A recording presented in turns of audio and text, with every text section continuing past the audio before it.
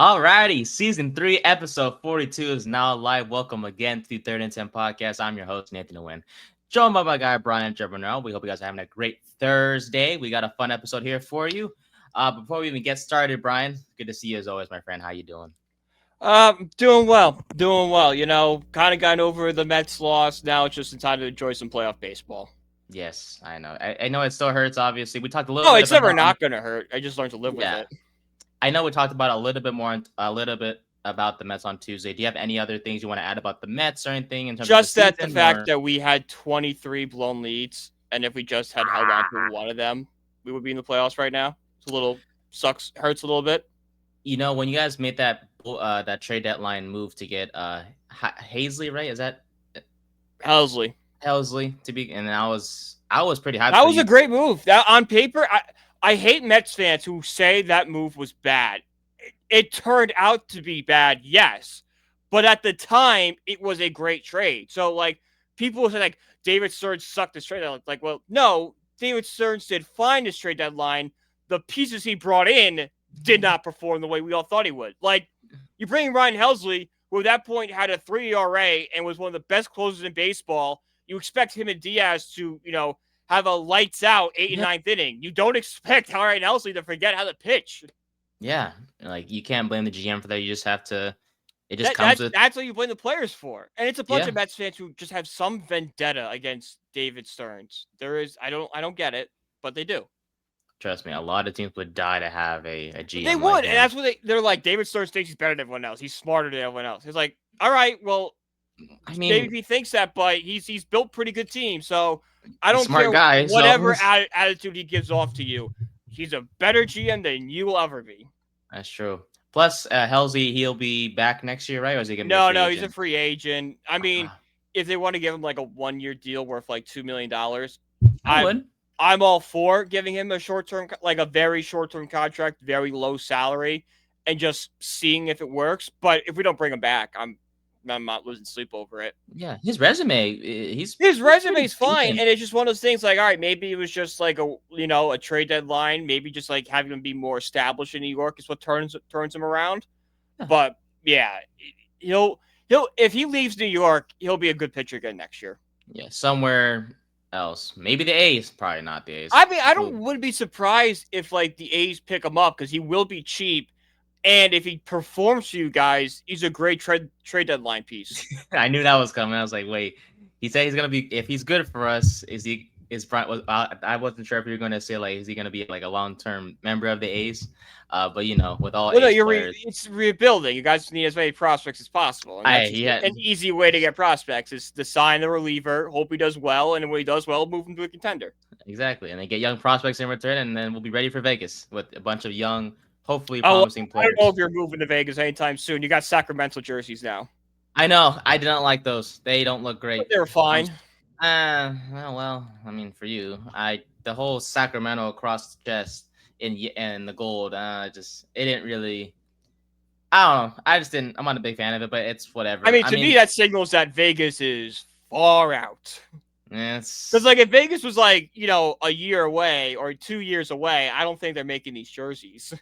I think apparently, as you know, I think we all know that they did it to like kind of thank Sacramento or like kind of like honor Sacramento. But I'm like, for what? And I live in California. Like, there's nothing in Sacramento that's worth honoring whatsoever. Like, sure, you can be thankful to the city for allowing you to play there. Hey, thanks for like keep putting up with us for a couple of years. Yeah, like here's a jersey that we're gonna wear in honor of you here and there. Here's a jersey we'll wear for 1 year and then never bring up again. Never wear it again, I tell you. They'll go down with like the White Sox shorts jerseys. Short jerseys. What were those? Those were like 1975 where they wore shorts. What? Swear to God, they wore shorts. Alrighty then. Well, I will say about the A's, they had a pretty okay season. They got if I had to grade them, I give them a B, like a regular solid B minus worst case, because they did pretty good. Like, sure, the pitching was average to below average. I mean, I'm surprised Severino lasted the whole season. I thought he'd be gone, but next year when he's your high, was your highest paid signing, like. You got to keep him. No, Yeah. but I miss Mason Miller. I'm glad he's with the Padres, in the playoff run. Um, over time, now I think about it, I am excited to see the Leo de Yeah. Hell you, dude. whenever he um comes to the majors. Nick Kurtz has been a fantastic power hitter. Brent Rooker was good as well, as always, usually is. Lawrence Butler does concern me a little bit. You know, so much hype was kind of around him this year from an ace man perspective, I should say. Hmm. But he's underwhelmed, but hopefully he can kind of show what he did in 2024. Yeah. But Could be a we'll sophomore slump, you know. yeah, Happens to the best of us. he's gonna be here for a while. I think he signed like a good 6 year deal with us, so he's gonna be Yeah. here for the long run, man. So, but yeah, playoff baseball still going on as we are recording this. Tigers and Guardians are Just first pitch is just about to be thrown. perfect. Like batter in the batter's box, pitcher looking for the pitch. Like Shout out to Terry Schoolball, by the way. Heck of a game heck of a won by performance him. from Mr. Schoolball yesterday. He was fantastic. 2 days Yeah. ago. Heck yeah. Three of the 4 wild card matchups are Yeah, going to this Game is 3. this is new for wild card because normally it's I think like 16 of the 20 matchups have been sweeps. Mhm. So the fact that we had 3 games today is beautiful. I love it. First pitch is a ball. Dang it! We are I bet on underway. strike. I'm kidding. We are underway. I will say people who bet on the first pitch to be a ball or a strike, they have Those people are fun. no, hey, yeah, those people you want to be around. Those are the people that like during the Super Bowl are betting the coin toss. Like you're Or the risking your money Gatorade on color. that. It's like you're really risking your money on a ball to be either in the strike zone, hit, How or about this? outside You the can strike bet on zone. how fast the first pitch is going to be too. I've done that before. Don't ask me how that went. Thinking of doing it. You know what? I'm going to do it for Jack Flaherty. Oh, right God. now, as we get a live reaction on the show. That'd be fun to see. Mhm. I think that the person I did was Ohtani, and the first pitch was 96.9 was the over under, and I bet the over because I'm thinking like a little fastball up the gut for a good 97, 98. I'll get the job done. Yeah. His first pitch We was think a the fireball, fastball. like you like set him up with a fastball, like kind of welcome them. Oh yeah, it was a fastball by the way, but it was 96.1. Oof, that's tough. I know. I was like, you gotta be fluffing kidding me. I should have just chosen the lower, but I digress. But we'll be talking about best bets, of course, later on today during our NFL Week 5 best bets segment, which we still have no standings for because I still haven't done them yet. But hopefully one day, hopefully that day may never come. But I digress. As Brian will be making his Jack Flaherty first pitch bet as we speak. We're betting it right now. Fantastic. Well, what's the? You go on Baseball Savant for a second. Okay. Do a little research here. Well, while you do that, we'll preview today's episode. So today we'll be talking about the Giants and Saints.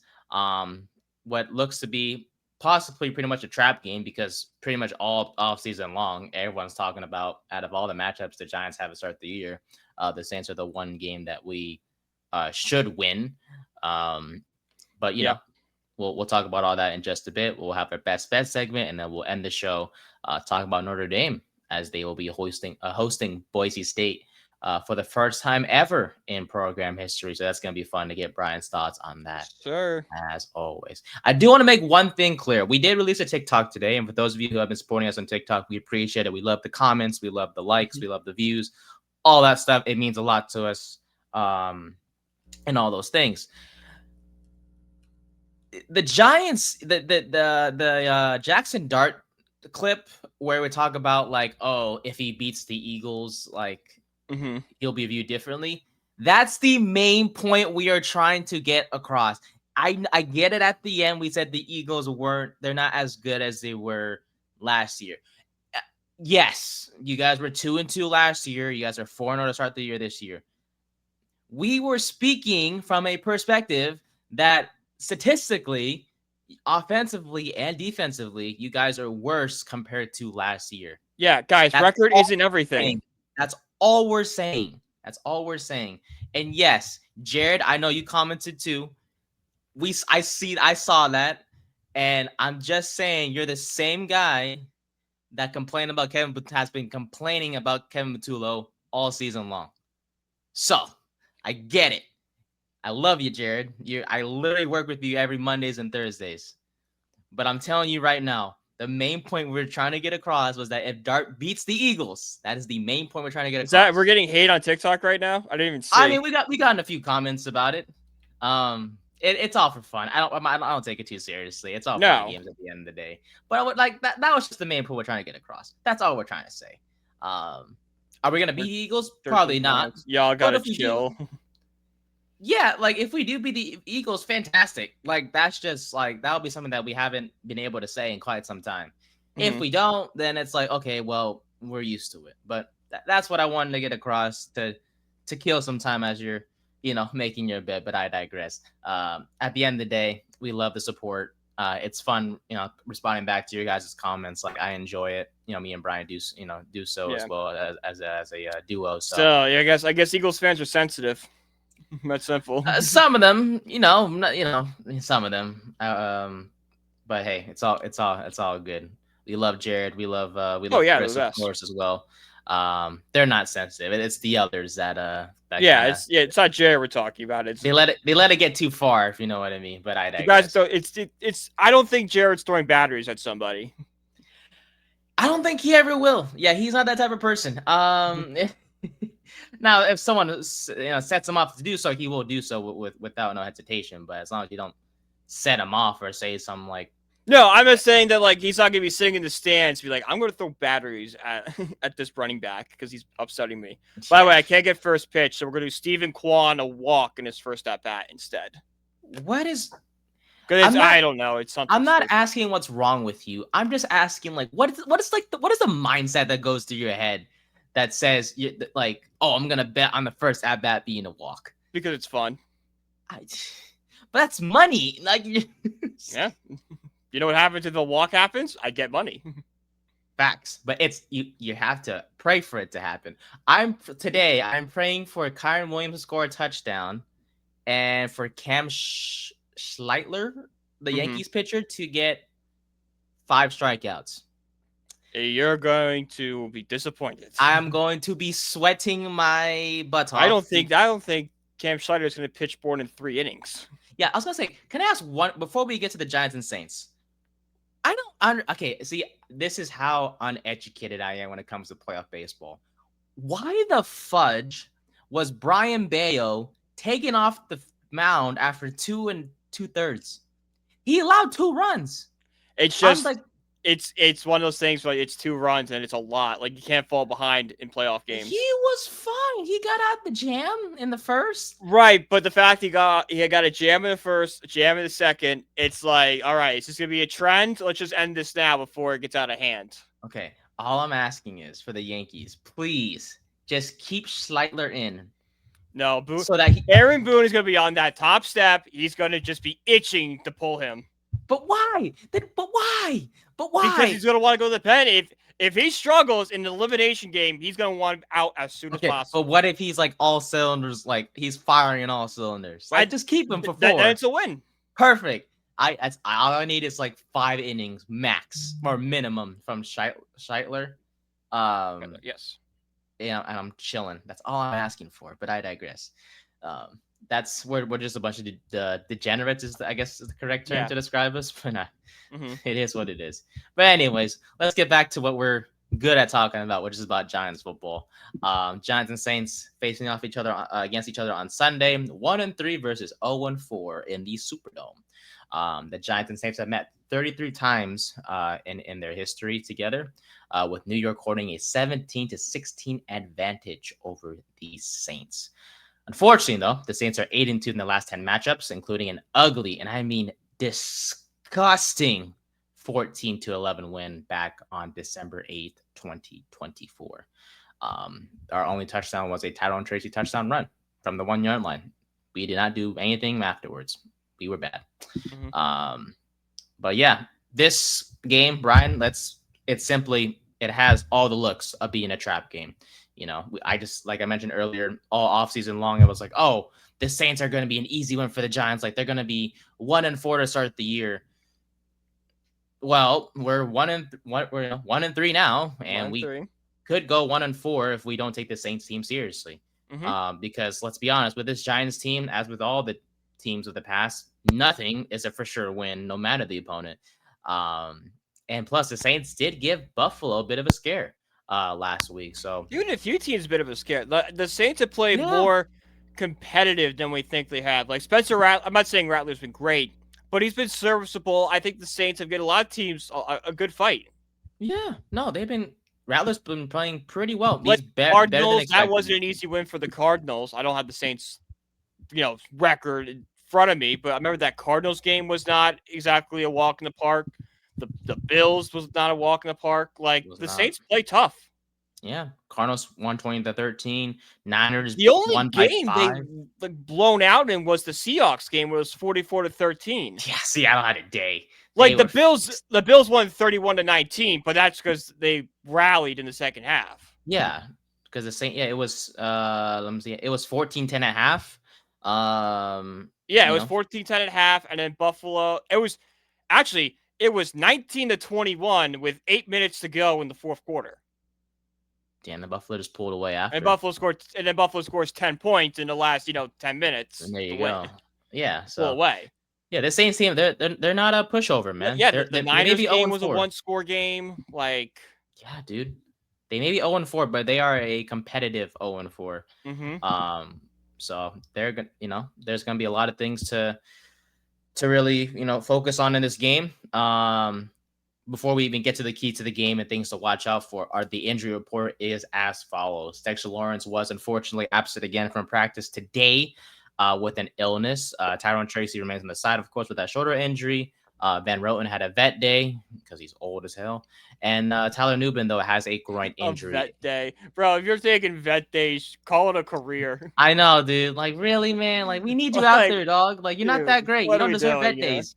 You're getting vet days because you're old, not because you're good or that you deserve it. Yeah, it's like one thing if we want to give Brian Burns a vet day. Like, yeah, Oh dude, man, you're leading the NFL in sacks. Go take a day go off. take a day off, buddy. But no, he's out. Burns is out there, of course, doing his thing. But meanwhile, Van Roten's on the side, just doing absolutely nothing. Yeah. But whatever. Let's see. Dane Belton has a shoulder injury. He was limited. DJ Davidson, Chauncey Golston, Javon Holland, John Michael Schmitz with an ankle, and Rakeem Nunez-Roches with a foot, all limited on Wednesday. Nothing in terms of them on Thursday, but honestly, if I don't think we've released the report yet for Thursday. yeah, I think they're. Because for me, I'm thinking because we didn't hear anything back from them, because I heard about Lawrence and Tracy and Van Roten and Nubin today, but in terms of the other guys, I think they practice normally. I'm on the Giants app right now. They don't even have anything up. Yeah, nothing's updated quite yet. So, and the app's normally very good about Yeah, that's what I'm saying. Because as we're recording this at 3 p.m. Eastern time, and usually we record it at noon Eastern, and usually that's when all the injury news and statuses come out and whatnot. But today, a little delayed, but that's okay. Hey, teams are still figuring their things out, I guess. Yeah, I'm looking at the injury report right now. They just have dots by Wednesday, Thursday, and Friday. Oh, okay, so we'll probably get more news about it on Friday or tomorrow. Jaxson Dart's still on the injury report, and we all know Jaxson Dart's going to play on Sunday. Yep, fully participated today from what I heard, along with Skattebo as well. So that's good to hear. Otherwise, without those two, this offense. I saw the greatest tweet about Cam Skattebo yesterday. It was like, can we convince Cam Skattebo to wear a Guardians cap or not? And then someone goes, that dude doesn't want to play with a helmet on. Dude, he's scared. Dude, he's the CTE man himself, man. I tell you, he's a character. But God, I'm so glad he's our RB1. He's so good. I know Saquon Barkley. Look, he was fantastic in his time with the Saquon Giants, Barkley was never as entertaining as Cam Skattebo. That's not telling you. And Cam Skattebo's doing the flips, which reminds me of David Wilson. It's hitting all the feels. It's his personality that's standing out. He's hilarious. He's good. Too. He hits the nostalgia. We sit back like, man, remember when David Wilson used to flip? Oh, good man. Time. Fun times, man. I still miss him to this day. Mm-hmm. I wanted to be an Olympic. He was supposed to be an Olympic runner, just never worked out. Never materialized, huh? That neck injury, man. It's serious, man. Those neck injuries are no fun. But nope. I will say with JMS, you know how we always talk about how he's bad and stuff. Well, hey, if the injury that he's currently dealing with is an ankle injury, doesn't keep him off the field, or does not keep him off the field. Oh, come on, Stephen Kwan flew out to left field. At a 2-2 count. Who's pitching today for the Tigers? Flaherty. Oh, duh. He's a solid pitcher. David Wilson also tried out for the Baltimore Orioles and a career in music. This dude just did everything. Oh man, he couldn't make the Oh man, imagine like the leadoff hitter. I had a try with the Baltimore Orioles instructional league team in 2017, but was not signed. Also attempted to pursue a career in music. So this guy's just been doing everything. Shoot, maybe he's trying to be Darren Waller, I guess. Which speaking of so Waller, he's gonna really come back and score 2 touchdowns. Hey, what a debut for him! I tell you, for him to go out there, and I know it's only 3 catches for 27 yards and 2 touchdowns, but still, like, he caught more tutties than with us. So, all props in the world to him. But yeah, JMS, 45th best center in the league out of 48. Mm-hmm. We're gonna need new freaking centers sooner rather than later. I tell you. I can imagine. I believe this offseason we'll be hunting for a new center. Or better yet, just put Van Roten at center and then put Illuminor at right guard and then Bo at right tackle. That works. I'm fine with that. Unless you want to trust Austin Schlottman at center, but damn well we don't trust Austin. That works too. No, it does not. He's probably worse. Are we sure? Preseason wise, we've seen it. Well, we all thought Tom DeVito was bad in the preseason. We saw. That's true, my friend. Just saying. Shout out to Austin Schlottman. If you have to play for us, I hope you play well. Mm-hmm. But for the Saints, Cesar Ruiz, the right guard, and Chase Young will be ruled out for Sunday. Good. Jawan Jennings. Not good, but for us, it's good. For the Saints, no bueno. Yeah, and then for them, I don't want them getting hurt, but it is. Not dealing with Chase Young is nice. Exactly. Jawan Johnson, Trevor Penning, and Dylan Ranutz did not practice on Wednesday. No updates for them at this time. All right, things to watch for in this one. Let's set the record straight. Alvin Kamara is still a damn issue, especially against the Giants.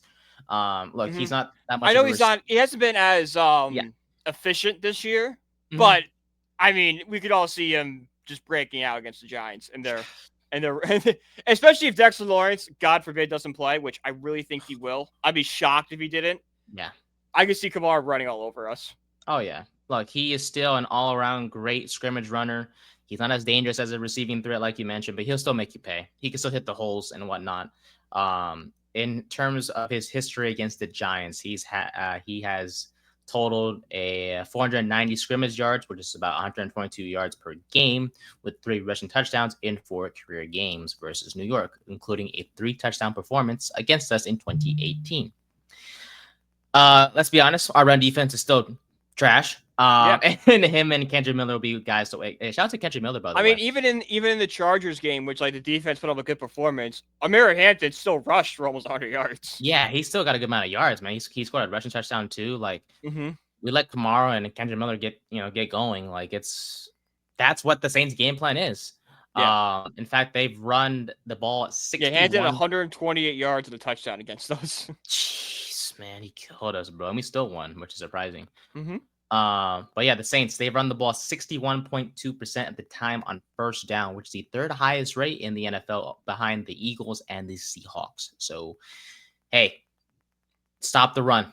As simple as that. You stop the run, we're going to be chilling because it actually is a good transition to our next topic, which is the pass rush. We should be able to get to Rattler pretty easy. Pretty easily, yeah. I'd be shocked if we can't hit. I'd be shocked if this defense can't at least get 3 sacks on Sunday. Oh, yeah. And the thing is, like, we should be able to get pressure without having to send 5 or 6 like we did against the Chargers because, as we know, teams that struggle to protect their quarterback, they tend to run play action less because it's a longer developing play. If you don't trust your lineman to block for that long, then you're screwed. In fact, the Saints run play action 21.5% of the time, which is 11th lowest in the NFL. Wow. And plus, Rattler has one of the lowest average steps of target because, how should I say this? He does not throw the ball deep down the field. And that O-line, like I mentioned, Ruiz is going to be out. So this is a long one. Torricelli Simpkins III will be replacing him at right guard. And when he's on the field, he's been, how I put this nicely, trash. Okay, so just line up Abdul Carter right in front of him. Or on the edge, because Calvin Banks, their left tackle, has allowed 16 pressures, which is 3rd most in the NFL. Or we're not going to let him, Alvin. We won't let you get Alvin Kamara going. But if you want to get a little Carter going, Yeah, you go. we'll accept this. We got you. But yeah, dude, yeah, the Giants pass rush might have a day on Sunday. So Banks has 16 pressures allowed. Fuaga, the right tackle, has allowed 13 so far this year. So I don't yeah. understand. Like Shane Bowen, I hope the game plan is just blitz. Blitz, blitz, blitz. It's simple. Yeah, either that or just, put all four guys in terms of Tips, Lawrence, Carter, Yeah. and Burns on the field, just like you did last week, and go from there. Mhm. Speaking of Bowen, by the way, Rattler made some comments about how the Giants don't do as much as what they've seen from other teams disguise wise. So That's Bowen, a problem. hey, disguises, buddy. Let's Well then that might be our issue right there. Is the quarter if the Giants don't do a lot, if what Rattler's saying is true, yes, that means that if Rattler can pick it up, and there's no offense to Rattler, but we've played much better quarterbacks than Spencer Rattler. Yeah. That means any quarterback can set the line and kind of figure out what the coverage is before he even stops the ball. So maybe that's the problem we're having.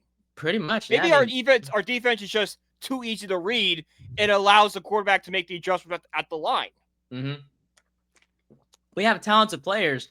It's just a matter of like disguising the looks that we're giving, so that way we can confuse the quarterback or confuse the offense, where the case may be. Like I think Wink did a great and this is ridiculous history, but Wink did a great job covering, because you never knew if we were going to send 3 guys or like 6 guys at the quarterback. We always didn't know how many guys were rushing. You knew guys were coming, you just didn't know how many. Exactly, man. So it's as simple as that. So hopefully Bowen implements that. He did talk about today in his press conference how it was like, yeah, it depends on the matchups and everything like that. I'm like, bro, just please matchup. You saw what did you just do against the Chargers, who everyone was hailing as the kings of the AFC champions favorites? Whatever defense you ran against them worked pretty well. Maybe you should do it against a Saints team that's fighting for the first overall pick.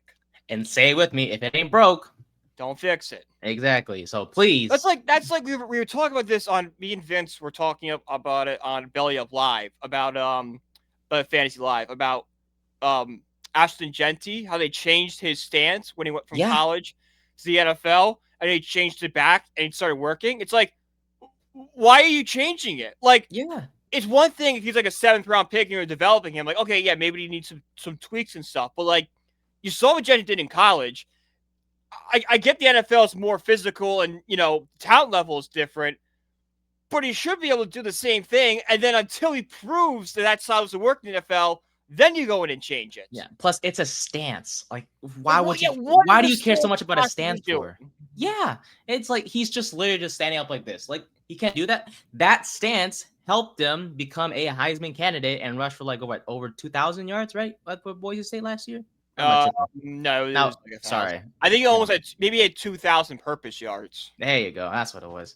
But yeah, no, he literally played himself into the Heisman conversation and arguably could have won it if it wasn't for Travis Hunter. If Travis Hunter did not do something insane, which played both sides at a high level, he wins. Exactly. Speaking of Hunter, by the way, hasn't been doing too much from an up. No. I'm sorry. Genty had 2,600 yards. Yeah. And 29 touchdowns. And he didn't win the Heisman. But honestly, my thing about it, should have won it. I don't know. It's just because Travis Hunter played both ways so well. So well is kind of But here's the thing. The Heisman's supposed to go to the best player in the country. If you can play offense and defense, like 122 snaps at a power 4 level, that's the best defense. That's the best player in the country. Fair enough. But dude, I will say Genty's stats is insane. Like, no, the stats jump off in any other year, for sure. Oh my god, he's a lock. He's a lock. It literally just took something historic to happen, which was Hunter playing both. No one's seen it since Charles Woodson. Exactly. I mean, Jabril Peppers did do it, but like not at the same level. Yeah, Peppers was a return man. He was a safety and a return man, but not so much. Return. But when he was in Michigan, he was a running back, a wide receiver, a quarterback. He played everywhere. He was just picked and played everywhere, all over the place. Yeah.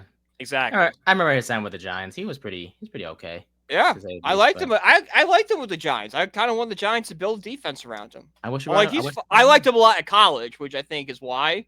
But Mm, I'm like, man, he's not bad. I kind of wish we brought him back. I ain't gonna lie. I mean, Yeah. we could have because he was released this earlier this season, but he was picked up by Pittsburgh, I think. I Yes. on a Or is practice it squad. not Yeah, Pittsburgh? I think it was Pittsburgh. I swear. No, okay, I'm not gonna say I swear it was Pittsburgh, but rather I thought it was Pittsburgh. I digress. What's this? I What could be else? wrong. I saw him playing Madden last night, but like I'm a couple years in, so like it might be someone else. No, you're right, Steelers. There you go. Landon Collins is Don another guy I Bosco missed High too. School in New Jersey. Hey, you could have bring it home. He was a Hey, Jersey boy. I'm just saying, we with the safeties we got, especially with the injuries they're dealing with, you know, you could I get didn't him a go look. into it, but it did say he posted something cryptic, so Never mind. We don't need that right now. We're good. Nope. But just like Kamara will be a focus for the Giants defense, the Saints defense will have their eyes on stopping Cam Skattebo. The Saints have allowed 324 yards per game this year, but also the 7th most fantasy points to running backs. They are 30th in the red zone in terms of red zone defense. And tell me, Brian, where does Skattebo thrive again? What's up? Sorry. Oh no, you're good. Sorry, I saw Red Sox making fun of Yankees fans. I wanted to read it. Of course, the rival. Oh, game 3. Yeah, I forgot game 3 is tonight, obviously. But the rivalry, yeah, that's a good wild card matchup, by the way. To have. I'm glad they are facing each other. But I was mentioning just like the Giants will be focused on Kamara, the Saints defense will be focused on Skattebo because the Saints are 30th in red zone defense. So yes. Where does Scat thrive? The red zone, In exactly the red where zone. he needs to be. Exactly. Put your head down and make sure you got no lineman in front of you, and don't go. Don't run into lineman like you did with Bo in week 1. But no, Scat's been outstanding. Not outstanding. Well, he's been great to say the least for the Giants. Whether it's running the football, just this energy guy in general, or blocking for us. Like he blocked when he set up that blocked for Dart's first touchdown run. That was a great job by him. But he's been fantastic for us. He's the best. I'm glad he's. It's him. It's what you were talking about when you wanted Shedeur Sanders to be a Giant. The culture change, the attitude, the identity change. We're getting that right now, but from Jaxson Dart and Cam Skattebo, they're bringing the energy. They're bringing that like competitiveness that we've been missing. Yes, and I love that. And it's good energy. It's like it's not drama filled. They're mature. No. Oh, well, Skattebo can be goofy at times, but that's nothing wrong with being goofy. Like, but that's I love not drama. That. Like, no, that's not whatsoever. Like, Skattebo's drama is that Brian Daboll gets a little annoyed when he's in a press conference. You just hear screaming in the background. Woo! It's like that's just Skattebo. Oh man, and it's just like a father being like, "Oh my god, just shut up! I'm on this work call." Like, bro, please, I'm trying to get this done. And like I'm just trying to get this done. You're screaming, you scream like an animal. There was a social media post the other day where I think it was Drew Phillips and I think it wasn't Newman. It was Holland. They were talking about something, and Skattebo just comes across the screen, just screaming with his. Yes, like, yes, I don't. Yes, they were. It was like the Giants do like the questions. Yes. And it was a question, and that's how Skattebo answered the question. And it was something like, who would you not want to babysit your kid or something? It was something like along those lines. Along those lines, like it's a video you see 1,000 times. It's like, yeah. And you see Drew Phillips. Who do you not trust on Ox? Something like that. Or in the Viking standpoint, where I was like, who do you not trust to date your sister? And everyone was like, Stephon Diggs. Yeah.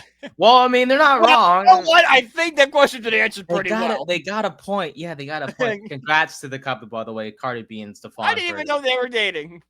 And I didn't know. Hey, I didn't know they had a kid until recently. So I didn't know.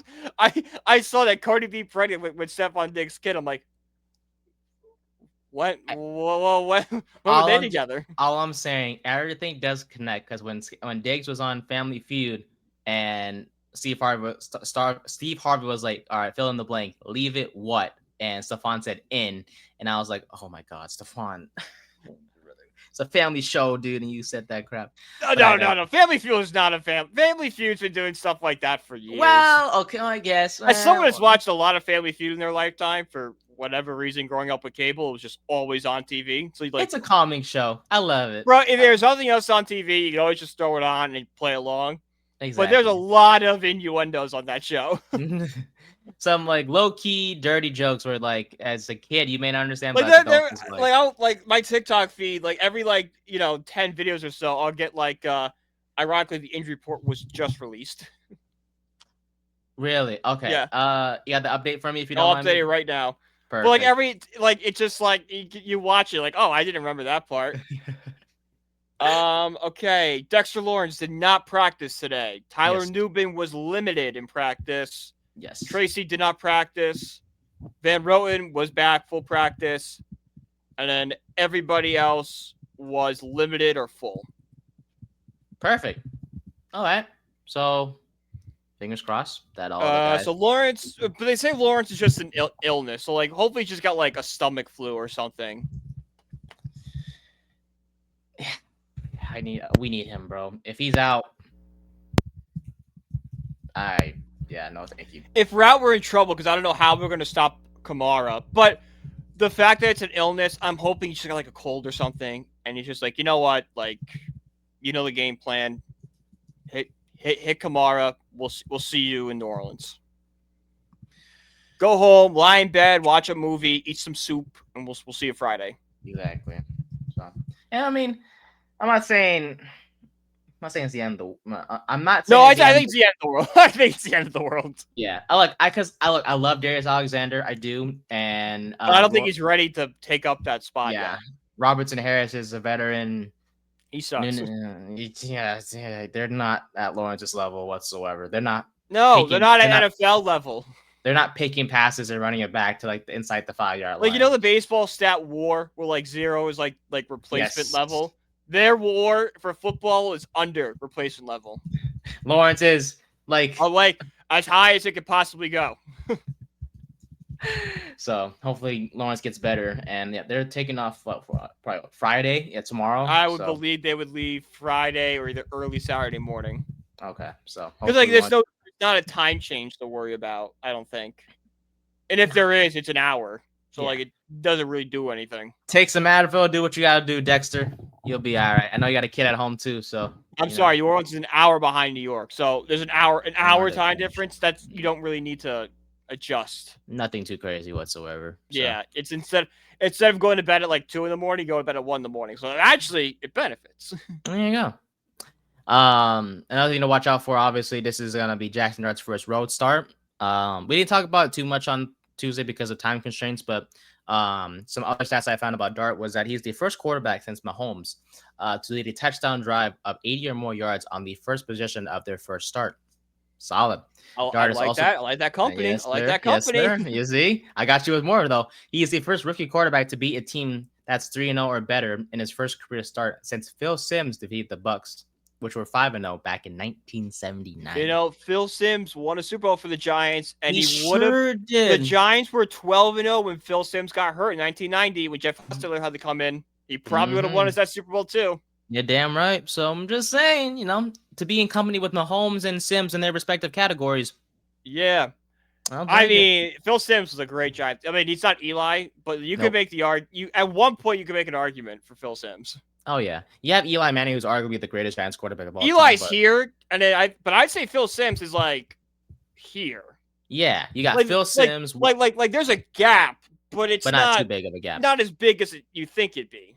Yeah, you have him, and then you have Y.A. Tittle. Yeah, Y.A. Tittle. I would say it probably goes Eli, Simms, Y.A. Tittle. Frank Tarkenton sucked for us. Wasn't Gifford a quarterback? No, I'm tripping. No, Gifford was a wide receiver and running back. Yeah, I'm tripping. Who was the other Giants? Kerry Collins. He led us to a Super Bowl. Hey, don't forget about him. It might be Kerry Collins. Let's not forget about him, man. I mean, sure. I mean, we got blown out in that Super Bowl, but like we're facing the Ravens. Like that Ravens defense was insane. That defense was, oh boy, I tell you, that defense was not fun to play against back in the days. But hey, that's why I still haven't watched the documentary yet. Bullies of Baltimore. I have not watched that. It's a 30 for 30 that did on like that Ravens defense, and I want to watch it, but like I don't want to watch the Giants lose a Super Bowl. Lose. That's like bad juju. No, we don't want that. Exactly. It's like it's the same reason like I like country music, but like a few songs mention the Braves and during baseball season, I will not listen to those songs. Oh yeah. Speaking of the what's it called? The Morgan Wallen song. The That's a 98 banger. Braves, exactly. That's a banger. I love that song, but I just wish it wasn't about the 98 Braves because I hate the 98 Braves. Well, why not be about the Mets? You know what I'm saying? Like, why can't there are plenty. 2015 Mets is also a 98 Braves situation because I thought they were going to win the World Series that year and they didn't. And 2022, 2024. I know, especially 24. 06, obviously, we really hurting. need to change the topic here. I know. I got you. Saints have allowed 9 passing touchdowns to the first 4 weeks of the season, which is tied with the Ravens for third most in the NFL. They've also surrendered 30 or more rushing yards to the opposing quarterback in 2 of their 4 games, Josh Allen and Kyler Murray, respectively. So I'm just saying, Dart, you ran the ball great against the Chargers. Let's see that arm. Yeah, we could see the arm. And actually, that's going to be a topic that I want to also connect with towards the end of this one. Because I want to talk about the receivers before we move on to our best bets. But that's going to be there's a correlation between Dart's arm and the receivers, but we'll get there when we get there. But no, I think Dart will have success on the ground. I mean, hell, the design runs we're going to have for him, it's working. He just needs to slide. Please. Yeah, just slide. And don't stiff arm. God, slide. And don't stiff arm with your throwing hand. Please. Like, don't do that, dog. Like, I get it. He was like, he said he regrets it, obviously, that he should have done that. But no, really, you regret it, huh? And it's like, hey, buddy, I don't want to see Russ out there anymore. Put Jameis out there. Yes, true. If Dart give us famous Jameis. If we can't see Dart, at least make it entertaining. We have 2 entertaining quarterbacks. It's Dart and then it's Jameis. Wilson, we've seen enough. We've seen 3 games. One of them being against a trash secondary. Jameis is entertaining for an entirely different reason. I know. Hey, that's a leader. He's a leader too. Jameis. Oh, he's something, all right. Always been a leader and an entertaining guy, to say the least. But yes, communication will be important as well, especially in a loud venue like the Superdome, and this is his first road start. Like, hopefully, is that Dart... stupid whistle guy gonna be there? What whistle guy? The Saints fan that's just whistles during every play. That's annoying as fudge. Really? Swear to God. Look it up. Saints whistle guy. Pop right up. Bet. I'll search him up. Is it one of those like the Chargers have those super fans? And like Chargers do not have super fans. No, the Chargers. No. I'm sorry, the Chiefs super fans. Thank you. My apologies. Like, I didn't mean to Well, no, they had Boltman. And they have that Asian chick. I don't think. No, that's a plant. That's a plant. I was looking for the word for that. Thank you for that. I was like, what is she again? She's a plant. That's a plant because the Chargers don't have fans anymore. Yeah, she came out of nowhere too, and she kind of goes a little too crazy. I'm There's really nuts in the preseason. Yeah, like, I was like, I love the Giants a lot, and we've seen the passion come out from both of us on this show. Yes. During the preseason, I do not care if you win or lose that game. Well, yeah. I'm just watching individual players, Yeah. Players to watch out for that might contribute in the regular season. Not going like if the Giants lose a preseason game, like, oh, well, okay, and I move on to something else. Giants lose a regular season game, it like ruins my day. Exactly. Were we undefeated in the preseason? Sure. Did it make us happy? Yes. But like, we'd rather see that success during the regular season. That's when we'll go all crazy and stuff. But I was happy the same way I am eating a sandwich. It's just like, oh, cool, a sandwich. A sandwich. Great. I'm happy. Fulfilled. Yeah, I'm happy. The sandwich is good. Another thing to be happy about is Andrew Thomas. But like, I'm not like, oh my God, it's a sandwich. That Chargers fan, bro. She's something. Shout out to her though. Hey, if she's truly a fan, she's the plant. Hey, if she's truly a fan freaking tastic. If she's truly a plant, which it seems like the case, Chargers, man, y'all really got nothing for you outside of Madison Beer and Justin Herbert. Go back to San Diego where you belong. Hey, they do belong there. Give the Rams their own home, and maybe rebuild the stadium rebuild a new stadium for the Chargers in San Diego. Make them go back home there. But I digress. Mm-hmm. But another thing to be happy about is Andrew Thomas being at full strength once again. Yes, he played all the snaps that he could have last week against the Chargers. Not on the injury report for this week. I like to see that. Hey, man, he's been fantastic. Oh, he was fantastic last week. No pressures allowed on 34 pass block snaps. And you mentioned, of course, on multiple occasions, for some reason, some way, somehow, when he's on the field, the whole offensive line plays fantastic. And against the Chargers, all 5 linemen surrendered a season low 6 total pressures according to Pro Football Focus, which is Hey, a if you're gonna major upgrade from 20 pressures allowed against the Chiefs than the week before. if Dart is gonna be given time, this could be a really big day for him. I know, and he's gonna need time because hey, the Saints defensive line, they got Brian Brees with 11 pressures, followed by Cam Jordan with 8, Carl Granderson with 7. Like those 3 guys are gonna be ones to watch out for, man. And the Giants only can handle them. I think Dart will have a chance to push the ball down the field because that Saints secondary, not much of a feared unit to say the least from No. what I've looked into. Well, I So think we took their most feared player. Paulson Debo, which is another matchup to watch out for. With him and Chris Olave, those 2 guys, were of course former Do you teammates. And trust Adebo on Olave? I will say I don't think the Saints receiving core is one to fear. No. No, whatsoever. This week's matchup versus last week's when it was McConkey, Johnston, who scored a touchdown, and Keenan Allen. This is like easy. But we kind of shut down Keenan Allen. Like he only had 40 yards, and McConkey didn't. McConkey wasn't great. I think Johnson was the only player that receiver that had a decent day. Dude, McConkey was dropping passes. I was just like, dude, what happened with you? Like, really? Did Keenan Allen come into this team really affect you that much? Like, geez. Sophomore slump to say the least for McConkey, it seems like so far, but hopefully I'm wrong. But no, I trust Adebo with Olave. I feel like Olave will hurt us more. Shahid is literally just a go straight, and you hope that he's there. So Flott hopefully can get that dealt with. I think Flott can do that. You gotta put your speediest guy on him just to keep up. I think the only guy I'm worried about is Jawan Johnson. I mean, he's been off to a pretty good start this year. In tight end position wise. So. But if you get you put Flott kind of as like a safe coverage with a linebacker, I think you should be fine. Yeah, I think so too. And speaking about wideouts, our final thing I want to cover before I get any of your additional thoughts as well, my friend. We talked about Tuesday, who's going to replace Malik Neighbors. I am happy to say Humphrey, according to a report by Jordan Renan, he is more than likely to be called up from the practice squad for this Sunday's game. So I'm glad to hear that. Of course, we saw that chemistry between him and Jaxson Dart in the preseason.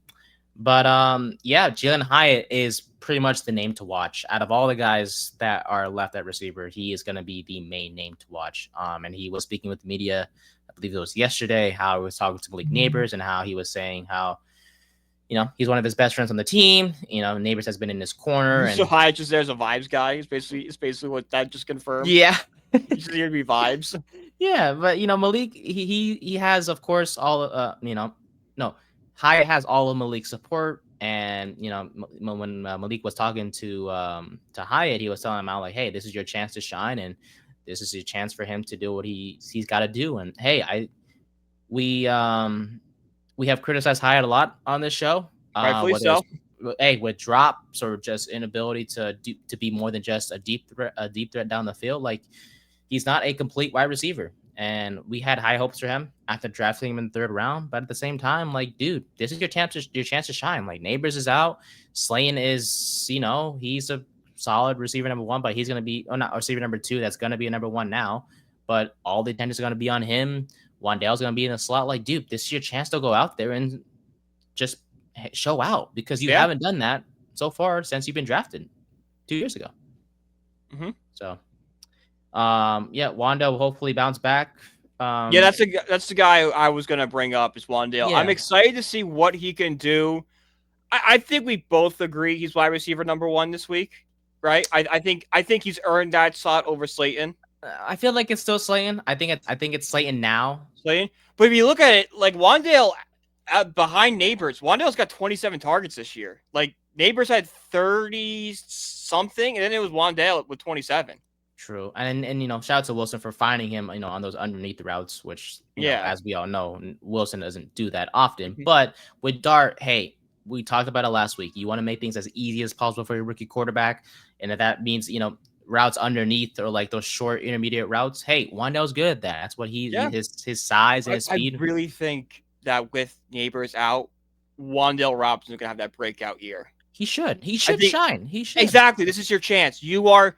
you think it's Slayton. I think Wan'Dale's earned the spot. I think this is Wan'Dale's time to show why he was the 2nd round pick 3 4 years ago now. 2022, yes, correct. 4 years. Why is the second round pick all those years ago? This is his chance, to put on the speed and go. Show us the wide receiver we saw at Kentucky. Yes, he's and gonna Theo be Johnson too. Hey, Yes. everyone's kind of talking about how like Johnson was a steal in the 4th round, and I'm not saying he's been bad, but like he hasn't been like that quote unquote steal yet. This is your chance to prove it. All right, I expect Dart to look for him. Like I think he's gonna get at least 6 targets. Yeah, him or Bellinger. Like, look, and Johnson's got the size. He's pretty tall, man. Like he's a big target, and we saw him have a bit of a connection with Dart, last week against the Chargers. So let's see if that continues against New Orleans. I don't think any of their backers can keep up with Johnson. So let's see if they have that connection too. And of course, I'll repeat it until my face goes blue. A tight end is a quarterback's best friend, and if anyone, a young quarterback's best friend, I should say. Yeah, that's why like this week, like they talk about like who's popped their waiver wire. I'm like, I would look at Wandale and Theo Johnson. I think those are both with Neighbors gone. That's where Dart I think's gonna go. Yeah, so we'll hopefully see that. But yeah, overall, I think the Giants should. I think we should win this game. Positive me for once, There you go. The first 4 weeks have been a little bit negative, but hey, yeah, it's just we're gonna lose. No, we're winning. We're winning this week. This is a win. Just as long as we got a winning streak. Dude, this will be a chance to get our first winning streak since 2023. We haven't won back-to-back games since then. Oh, I know. It's been some time. It's like a punch to the gut. Yeah, for every win we celebrate, it's like 2 or 3 losses follow or more afterwards. So hopefully this changes. I was like maybe once last year. Nope, not even once. Jeez. I know. October. So who was it? I'm trying to think back to that season. Do you really want to think about that season? No, but I want to know who our back-to-back wins were against. In 2023? Was it Washington? Was that one of them? They were part of it. Darren Waller game. I'm guessing it was the second one. Actually, wasn't Arizona. That was week 2. We probably lost week 3. Oh, it was Miami and it was Washington. It was actually the 3-game winning streak that saw us beat the Commanders, Patriots, and Packers. Oh my God, it's the Tommy DeVito games. That is correct, my friend. The Tommy DeVito era. That was a good time for 3 I was in the building for one of those games. Yeah. And then we lost 24-6 against New Orleans after that Packers game. Killed it. That's Oh, you're right. New Orleans killed Tommy DeVito. Remember that hit he had? Yeah, Tommy DeVito went 20-34 for 177 yards. They got knocked the F out, which made Tyrod Taylor have to come in for. Yes. Oh, that's where things spiraled. Yeah, pretty much. And DeVito led the team in rushing that game. Saquon Barkley had 9 carries for 14 yards. Yeah, the Saints just shut us down. They figured it out. They figured out the offense we were running. And Kamara had a pretty good day that day too, and Derek Carr had 3 tutties on our heads. But I digress. This is revenge. This is revenge. Hopefully we can beat the Saints. Hey, we haven't beat him in cutlets, even though he's a Patriot. I like how his agent Sean Stiletto still cares about us. Like, I appreciate him, man. That guy might be an organized crime. Yeah. That guy, the Giants gave that guy his 15 minutes of fame that he's still living off of. Yeah, pretty much. Like, I bet you that guy still goes to the grocery store. I'm like, hey, I'm Tommy DeVito's agent. It's like, we haven't thought about that guy in 3 years. What are you doing? Like, we get it, buddy. We saw you on the month. We get it, dude. You dress like Tony Soprano. Cool. That's great. Your run is over. Move on. Just take care of your boy, and we'll be all right. Yeah. Didn't Tommy DeVito drop you? Apparently not. He's still there. No, because he got his second agent. Remember? Right. Maybe I don't know how that works, but I don't know. The more agents, the better. Hey, apparently, those agents got him a second job in New England, where he's quarterback 3 behind May and Dobbs. So he's never seen the field. Pretty much, just like he would have not seen the field here. But, shout out to the Patriots for giving him a job. Alrighty. NFL best bets, week 5. Like I said, no standings whatsoever, but I think we're doing pretty good as a duo. Sure. We need an intern bad. Mike, Blaine, please. We need somebody. Best. I feel like I'm just gonna ask some stupid questions. I know. Be like, hey, Look up the last time. It's not. It's just gonna be like me, like calling. It's gonna be like the Family Guy skit where like they're like the cookie store episode, where they're doing the cookies, and then Peter turns into a strip club.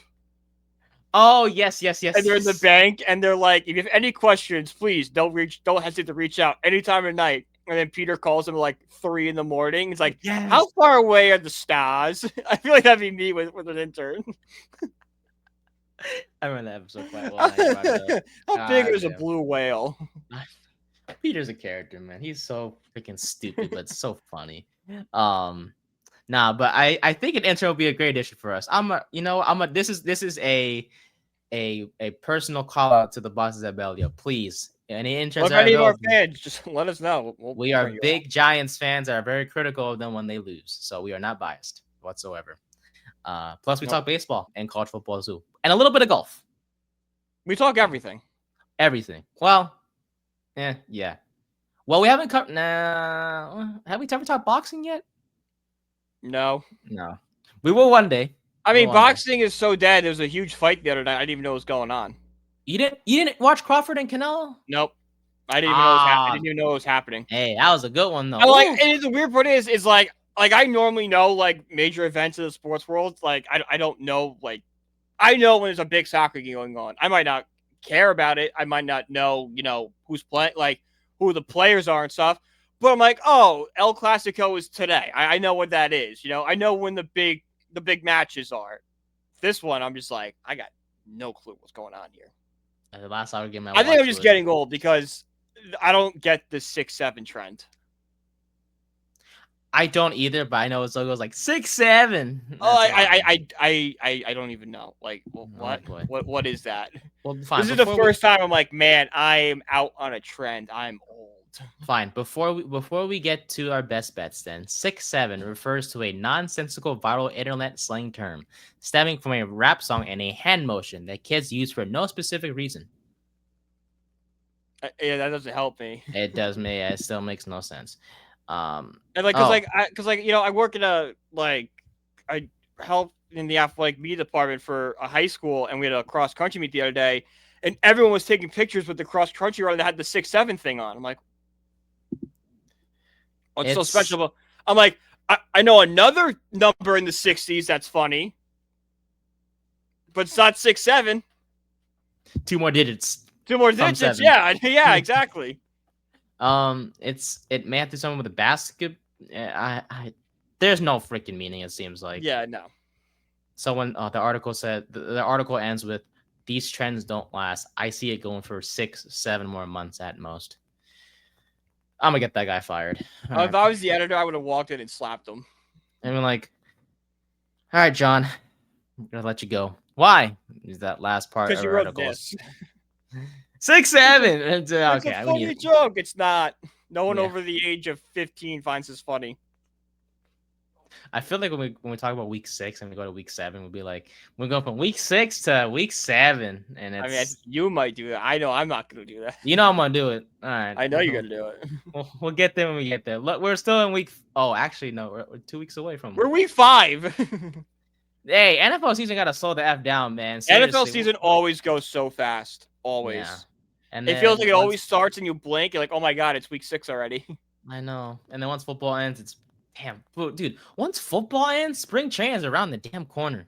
Yeah, it's spring training and tournament. That's kind of holy crap. You have 2 weeks to kind of catch your breath and catch up on everything, and then you're in pitchers and catchers, and you're in the conference tournaments. I know when that time comes, you'll be hyped about your Mets again for sure. Hopefully with of course I'll be hyped around the Mets again. Yes, sir. And hopefully I'll be more hyped about my A's and my Phillies, who are still in the playoff. Hopefully they beat the Dodgers. They will do America a huge favor. The Dodgers sweep you guys in 3 games.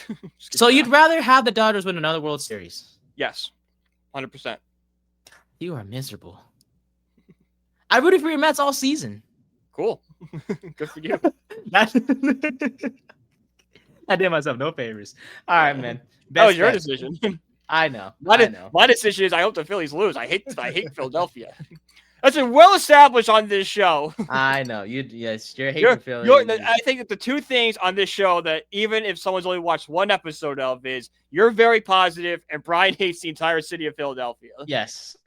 Besides Always Sunny in Philly. That's a great show. At least you like one thing about Philadelphia. There's Well, it's only not even- two Eagles fans I like: Rob Mack and Jared. There you go. Rob Mack's he's a funny guy in his own right for sure. Yes, this from guy what I is know. the main character of Always Sunny. There you go. So, all right, best bets, Minnie. What you got? Favorite picks. Favorites. Give me the. You know what? Give me the Chargers in a bounce back over the Commanders. Okay, like that. Jaden Daniels is coming back though. Jaden Daniels coming back, but he's missed 2 weeks, banged up. I think he might be a little rusty, so not mobile. Give me the Chargers in a bounce back. Fair enough. Give me Philly -3.5 over the Broncos. Yeah, I think they'll still be undefeated. They'll pull it off with the skin of their teeth. Their defense will shut down Bo Nix. Offensively, they'll still look like crap, but they'll still pull it off because they're the freaking Eagles. Not to be a hater, but it's just true. Sorry. Until I see something from the passing game that's consistent. Yeah. I'm just saying they're 30th in passing and like below average in rushing. Yeah, they're below average. No, I didn't know they're not below average in rushing. They're not. They're like average, I think. Yeah. Saquon Barkley's averaging like 77 scrimmage yards per game. Like that's Saquon Barkley is not having a great year. He is not so far. Nowhere close to where he was last year. Nope, not even close. But that's what AJ Dillon. No, Dillon's out. That's what Tank Bigsby. Thanks Bigsby and Will Shipley are for. But yeah, I digress. Upsets. What you got? Give me the Patriots +8.5. Patriots +8.5. I don't think they'll win, but I think they'll cover the 8.5. Okay, I like that. Give me the Jets over the Cowboys. Jets +2.5. I don't know. Feels like Dallas would somehow. I know they tied against the Packers last week. Yeah. Something tells me about this Jets, like they're not gonna go 0-5. I think Aaron Glenn somehow coaches his teams like, hey guys, we gotta do something. And I think this is a game where the Cowboys just like completely just I don't know how to say it. They're just gonna play like crap. I just have a gut feeling. I don't know what it is.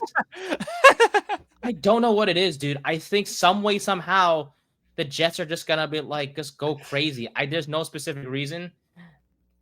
Yeah. I don't know. I don't know. Dude, I don't know. Crap. I don't know. I got a gut feeling. That's all I'm gonna say. Over unders, my friend. What you got? Give me the over in Giants Saints over 41.5. Oh shit. I'm calling my shot. Jaxson Dart's gonna have a day. I hope.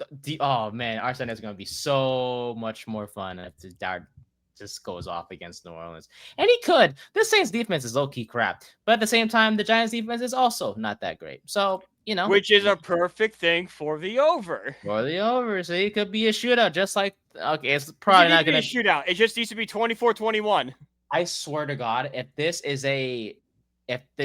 Sunday's matchup tries to duplicate what we saw 12 years ago with Eli and Drew Brees, I will lose my mind. Because if Spencer Rattler some way, somehow throws like 4 tutties against us, I will go completely ballistic. Drew Brees threw 7 on us that game. Oh, right. But we know Rattler's not going to throw 7. But if Rattler throws 4, if Jaxson Dart throws 6 touchdown passes, this show is going to be unlistenable. Oh my God. Yeah. It's just going to be us for an hour going, Jaxson Dart threw 6 touchdowns against the Saints. Like, we're going to be We've never seen this before. And then we realize he's going to do the same thing against the Eagles. So watch out. Let's calm down. I know. That's why our TikTok clip was like, hey, not to look too far ahead, but if he beats the Eagles, I'm just saying. But it's true though. Eli Manning's record against the Eagles was 10-21, and in the last 24 matchups, he only won 4 times. Yep. And what about Daniel Jones? I didn't look at Daniel Jones, but it's exactly. I'll pull it up right now. Because there's no need to look at Daniel Jones because we know he was trash against the Eagles. He literally fell against the Eagles when he was running for that touchdown. I don't think he ever beat the Eagles. Honestly, 2-4. He was 2-4 against the Eagles. When? When did he November 28th, 2021, he won, and November 15th, 2020. Dog, what the fuck? don't remember that. I thought he was like 0-6 in his Oh, career against I Philly. I don't remember it. I don't remember. I mean, this game, the November 15th game, that's COVID. That's the COVID season. So that's when the Eagles were really bad. Yes. And this one, 13-7. It was Jalen Hurts had I remember this one now. Yep. Jalen Hurts had 3 picks this game. Rookie year? First year as a starter. Ah, yes, when he was trash. I do remember this now. Yep. That's when we feasted on him. That was our last win of the season. That's when we feasted on him, and it was never again after that. Yeah. That's right before the Mets signed Max Scherzer. That was that day. Oh, what the because heck? I remember before the game started, there was a rumor that they were talking. And I'm like, oh, that's fun. Like, that's not going to go anywhere. And then, like, that night, it's like, no, the talks are pretty advanced here. This is going to happen. And then it happened. And then the next morning around noon, it happened. And then he was gone. Yeah, I was staying up like 6 hours that night being like, it's intimate. I'm like, all right, let's go. It's 3 in the morning, guys. I kind of want to go to bed. Please. And it ended up working out. And then it didn't because he left. No, he just sucked. Yeah. He had one really good year for us that kind of collapsed towards the end. And then he was mediocre his second year. Yeah. It is what it is. For me, give me Bucks Seahawks over 44.5. I like it. I like it. I like it. Just have a gut feeling. Baker had an okay. I thought about it. That's actually one of the things I was debating. I'm like, no, give me the hometown boys. Yeah, I was like, I was thinking Baker had an okay game last week. I think he bounces back this week. Those were a couple tutties. Seattle, pretty solid from an offensive standpoint. JSN has been pretty good. Sam Darnold's been pretty also good QB1 for Seattle. So yeah, I don't know. Just have a good feeling. Survivor pick Chiefs. Give me the Vikings. Easy. Who does? Oh, that they have Cleveland and Dylan Gabriel's first start. They've been overseas for 2 weeks now, where the Browns are just getting over there. So I like that matchup for them. Plus, I don't know why the Vikings offense is just working better with Carson Wentz. Makes no sense. Wait, where are they playing? They're playing this game in London. They were in Dublin last week against the Steelers, and they stayed over. Damn. Imagine like, hey, Dylan, your first start is this week. This week, and you can't have your family because we're in England. Yes. So you'll see him maybe in a couple weeks. Who knows? Wait a minute. I want the Vikings to win, but would it be very funny if Dylan Gabriel threw a touchdown pass in this game and then didn't throw a touchdown pass the rest of the season? So it's like Kyle Pitts for a few years ago. Oh yeah.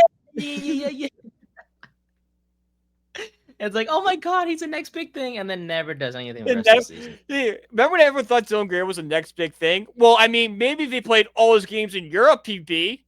Maybe. Like he has like a 3 touchdown performance, comes to America, does nothing. And throws like 3 picks the week after. Doesn't throw a Nathan Peterman type performance. It's like, all right, buddy. So I guess you weren't that good after all. Well, I am good, just not. I am good. I just need to be playing where there's a king and a queen. There you go. I don't do well with the presidents. Nope, not Democrats versus Republicans. Not that crap. I can't do that. I need conservative versus labor. There you go. Oh man, no, but I'm happy. I guess I am happy for Dylan. I'm glad he's getting a first start because I don't want to see Joe Flacco out there no more. I'm sorry, he's old as crap. Gabriel at least gives him fighting a chance, or it's a fighting, exciting chance to win. Well, he just proved. Well, yeah, it's something different. It's an unproven thing. Yeah, it's a mystery box. Shadir is still waiting. Yeah, he's not talking either, apparently. True. His mouth's moving, but no words are coming out. Oh yeah. It's I don't know. I don't know what goes through his head, man. It's one of those things where like everyone in the media is like, this is just the media. Like, okay, I 100% agree with you. The media is definitely making the Shadir thing worse. However, Shadir looks immature doing that. Exactly. Like one of the major problems everyone had with Shadir, that he was immature, and he does himself no favors by doing that. Yes. Like he's doing great things for the community. That's fantastic. Amazing. Good for him. I hope he keeps doing that. But Don't do no, don't do that. I thought you were on mute for a second. I was like, what are you doing? So I was thinking about one day we'll start the show. We'll start the show like we should have shot the show like that today. I know. Oh man, because the YouTube people would have understood. The Spotify people would be like, why is there just 10 minutes of dead audio in this thing? Are their mics working? And I was like, they're just skipping through it. Like, I know. What the hell is going on? I was like, now it's working. It's like, oh man. But yeah, we'll see how that goes. But yeah. Hey, another overseas game that starts at 6:30 a.m. Another game I won't be watching because I'll be sleeping. I'll probably catch the second half. We play at 10 in the morning on my time, do we? Yeah, we play 1. Yay! I'll order McDonald's breakfast. I think is the West Coast the worst time zone to watch sports in? No, because at least we can watch Sunday Night Football, and it's still early. I mean, I can too. It just ends at 11. Yeah, but like adults be like, I gotta go to sleep. Right, but like 11's not terrible. Unless you're talking about Dallas and Green Bay, because that game stood till 1 in the morning. Well, that's a little that game was the exception. That game went overtime, a full overtime period. True. With 30 points. An average Sunday Night Football game probably ends around 8:30. I'm sorry, 11:30. From a football perspective, yes, but like if we're talking, okay, basketball is a good example because like West Coast basketball, yes, that's why it's like 10 Eastern, not until 1. So for those like basketball, baseball fanatics as well. Oh, West, I know. Yeah, but football. I feel like football is a custom for everyone, no matter where you are. I feel like just West Coast. The Central is the best place to watch sports in. It's never too early and never too late. Exactly. Yeah, West Coast. Because like West Coast games for them starts at 9. Yes. Right? Yeah. Start at 9. Yeah. That's like terrible. Yeah, no, it's Central time zone. Yeah, it starts at 9. Yeah, so they're chilling. So yeah, I mean, like the baseball game starts at 6, but like, okay, 6 isn't terrible. 6 is a good time too. I would love the Mets to start at 6. Oh, 6 at 9 would be beautiful. Oh yeah, it starts a good time and it ends at a good time. That way you can rest and write your articles. It takes place during like that kind of like dead period of night where like you're kind of after dinner, but like it's too early to go out. Like, all right, boom, Mets baseball. There you go. It's 9. All right, guys, what are we doing? Cool. See you there. Yeah. I'll watch the whole Mets game. I know what happened, and then still go out with my friends. That's it. Exactly.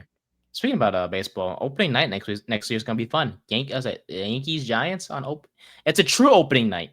Yes. Oh, they're going back to opening night on Netflix. Yay! I wonder who's calling that one. Can't think of any. I will say Apple TV commentators not too bad.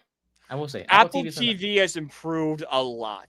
They have done a very good job. I will admit it started off bad, and we all expected it to start off bad because they'd never done it before.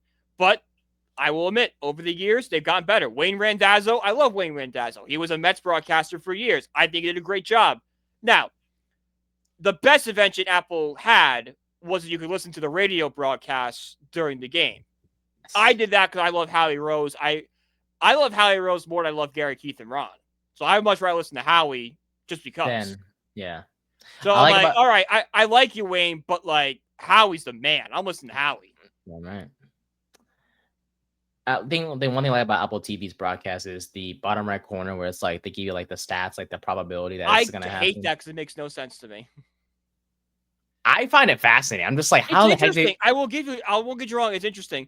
But they had one time where it was like, I think Lindor had like a 2-1 count, and he's like on base probability was like 51%, and then he got a ball, and then it went down to 48. I'm like, wait. Why is it going down? Wait, shouldn't it go up? Thank you. That's why I'm like, this thing is made up. This is made up. It's like, oh, but if a strike was thrown, it would have gone up to 70%. What? It's like, no. I love analytics, don't get me wrong. That was made up. That is nerd stuff. That's made up.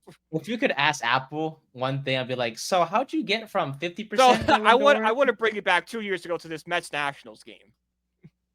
What? We had What? that? Yeah, you did. Apple Yeah. TV. Yeah, Baseball. Apple TV. I remember. So how do you remember? Because I care about baseball. Because I care an unhealthy amount about the New York Mets. Right. Let's see. Yeah, that's before we go, of course, Notre Dame, real quick before we head off for the day, and then let's do Weddle before we go. Yes. Any thoughts on your Irish for this weekend? It's Boise State. Build off what we've done the past 2 weeks. We've had really good showings. I mean, this offense is doing stuff we've never seen before. I think they scored every single drive last Saturday. Like they dismantled the Arkansas cleaned house. They fired everybody after Notre Dame embarrassed them in their own building. So like, you know what? We find the offense is cooking. It's a national championship level offense. Mike Denbrock, CJ Carr is special. Jeremiah loves him in the Heisman, all that good stuff. And the defense, bend don't break. I love what I saw. Did we have some bad plays, some bad drives? 100%. But they did, when the moment mattered most, they got the stop. It was the best the defense looked all season. I hope it's a jumping off point. We found something that works. We're starting to adjust to Chris Ash's system and maybe give another big performance against Boise State. Okay, love it. Yeah, I was looking at the they you know how Dable always is like, on Sundays, no matter if it's a win or loss, it's like, oh, we gotta watch the film. And like there's no watching the film this game. It's just like, okay, Notre Dame's dominated. Yeah, I bet Arkansas was like 7. How many points y'all put up? Like 60 something? 56. 56. They're like, they put up 13. All right, head coach gone. Oh, defensive coordinator gone. Oh, assistant coach gone. Everyone's gone. Like, damn. Man. they're on. It's like we're on Tinder. Just like left. Paolo Pacino, right for interim head coach. Oh my god, what a horrific decision. I don't think he's good, right? No, he's not great, and he's a horrible person. He's known for. I'm like a whole new generation is gonna learn the lore behind the Bobby Petrino neck brace picture. Do you know the lore behind the picture? I will learn the lore and report back to you on Tuesday. Please do. It is fascinating. That's all I'm gonna say. Fascinating what happened. I got your back. Alrighty, my friend. Before we head off for the day, we gotta do our Weddle. Mr. Dart. Let's go, Mr. Dart. Might as well, right? If it's Jaxson Dart on the first guess, I'm gonna go ballistic. Dang it. All right. Well, the next go was Skattebo, but that's not gonna work. I know, huh? Well, it's in the NFC at least. Oh, could be the. Is this like Pickle, where it's also the AFC? Ooh, huh? Might as well get. Yeah, let's go. Give me Stephon Diggs. We talked about him earlier. Okay, it is not. All right. Okay. They're in the NFC. Not a quarterback. Give me a tall guy, huh? Tall guy. 6'3" or 6'4". McMillan. It's not a receiver, though, unfortunately, my friend. Oh, I didn't see that. Tight end or running back? Yeah, so it's got to be a tight end. That's a short tight end. George Kittle. Could be. You serious? Damn. Kittle. Yeah, nothing. Damn, because he's hurt? Shit. That's stupid. Okay. Pivot. Dallas Goedert. No, don't do Dallas Goedert. Jeez. Oh my God, Brian. Higsby. Tyler Higsby. There you go. Tyler. There we go. Higbee. Here we go. Wait. It's McBride. Yeah. No. What? Seahawks. Who's that? It's Arroyo. Huh? Arroyo? Oh my God. You know who it is? Who? It's that Niners guy. You know Tongs? Yeah, it's Tongs. I think George Kittle counts. Yeah, I'm just saying. Maybe if you're in the IR, they just take you off. They just ignore you. That's smart if you ask me. That's okay. Like, oh, you're injured? Oh, we don't give a F about you. Screw you. Weddle? Not for you. Yeah. No, Jake Tongs. Oh, he's in pretty good for. He's not decent. I think it's a big night tonight. Yeah, he's one of those tight Also ends. because the Niners have no other receivers. Well, I have Demarcus Robinson. True. And Expect a catch big it game for from him. With Mac Jones. So There you go. And Robinson might have a big game against his former team. So, Mhm. 28 receiving yards is not out of the question. Yep. But that'll do it for this episode of the Third and 10 podcast, season 3, episode 42. This was a fun one, as always, to record. You can follow us on social media. You can follow me at Nathan_New124 on the Twitter. You can follow Brian on the same platform at BrianPeach1016. And you can follow our podcast page at Third and 10 Pod on the Instagram and the Twitter, and our TikTok page is at Third and 10 Podcast. Shout out to our sponsor, SeatGeek. Use the code Belly Sports for $20 off your first purchase. And you can find my article work, Brian's article work, and all of our other amazing writers and podcasts at bellyupsports.com. We are hoping for a Giants win on Sunday, so our sanity is saved once again, and it will make Tuesday's episode a lot more fun, I should say. If we lose on Sunday, expect a lot more depression, just like the weather outside, because it is rainy and depressing and dark It's and gloomy. beautiful here, though. Beautiful, and tonight it's 60 degrees and sunny. It's beautiful. I'm going outside right now. I cannot. For Brian, I'm Nate. Thank you guys so much for watching, as always, and we'll see you guys in the next one. Bye.